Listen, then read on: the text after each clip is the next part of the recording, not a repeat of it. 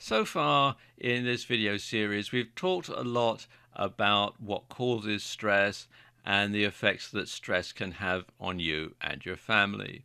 So in this video, I want to talk through 5 ways to reduce stress in your life.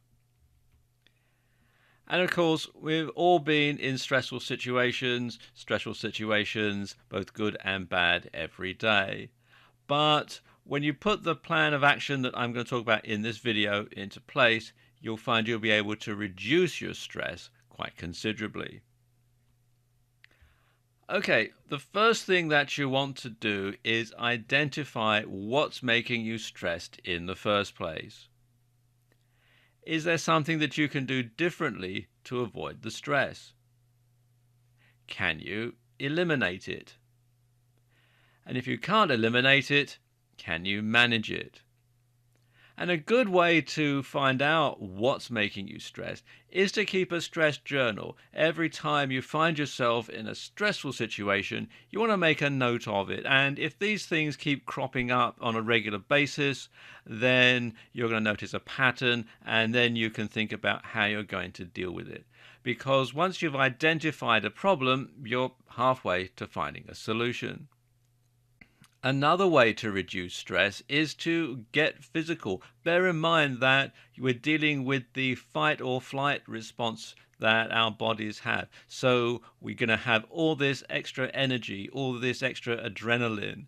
So one way to get rid of it is to get physical. So take your dog for a walk if you have a dog.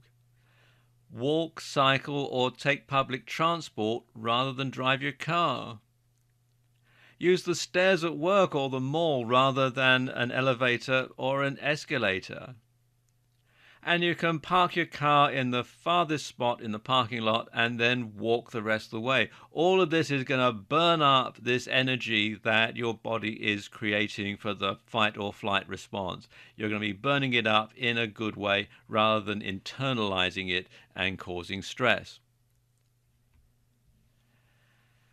Then you want to eliminate the unnecessary so that you're not having all sorts of different stimuli coming at you from all sorts of different directions, and you're not having all sorts of different demands made on your time.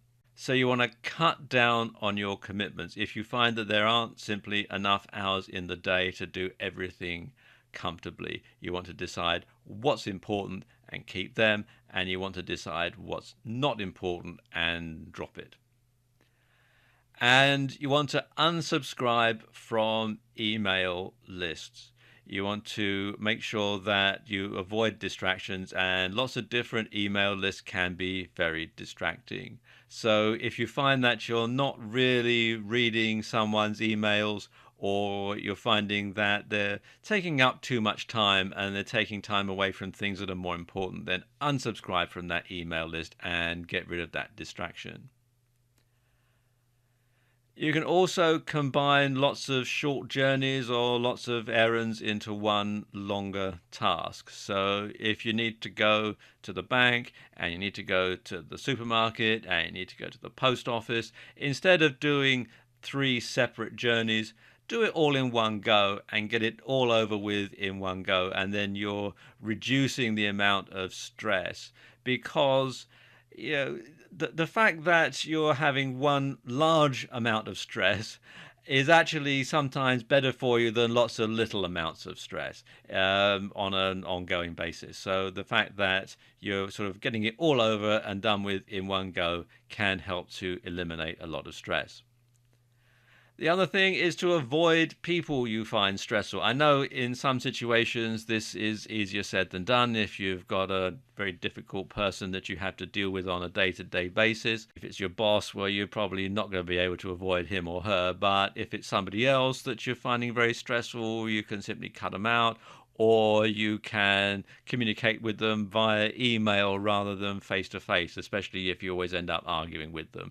Then that's a good way to avoid getting into conflict, because it's hard to start an argument via email because you have to put some thought into it. You're not going to sort of fly off the handle. So that's a good way of doing it. But avoiding people that you find stressful can cut down on your stress considerably. And finally, simplify your life. Look at things that are unnecessary. Look at things that you can really do without and do without them. Because if they're making you stressed, then they really are serving no useful purpose whatsoever. You should also eat healthily because you want to make sure that your body is getting enough nutrition because that can help cut down on stress. So, eliminate junk food is the first thing to do. Eat proper, regular meals whenever you possibly can because having a balanced diet, making sure that your body gets a balanced diet, a balanced intake of vitamins, and the right amount of nutrients can help to cut down on stress, and it can help your body to deal with stress in a more efficient way. So you should also cut down on sugar and caffeine because they're both stimulants, and when you are trying to reduce stress, you don't want stimulants. You want to keep things as calm as possible. And you should also avoid alcohol, cigarettes, and drugs.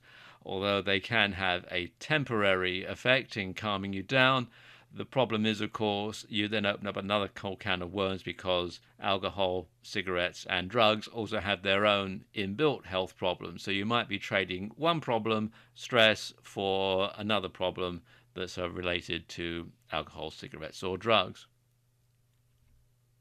And finally, you want to think positive. You know, eliminating negative thoughts does help to reduce stress. If you, like the old song says, always look on the bright side of life. If you look for the positive in situations, then that's going to cut down on the stress because you're not going to be having this constant negativity hammering at you all the time, which can be very, very stressful.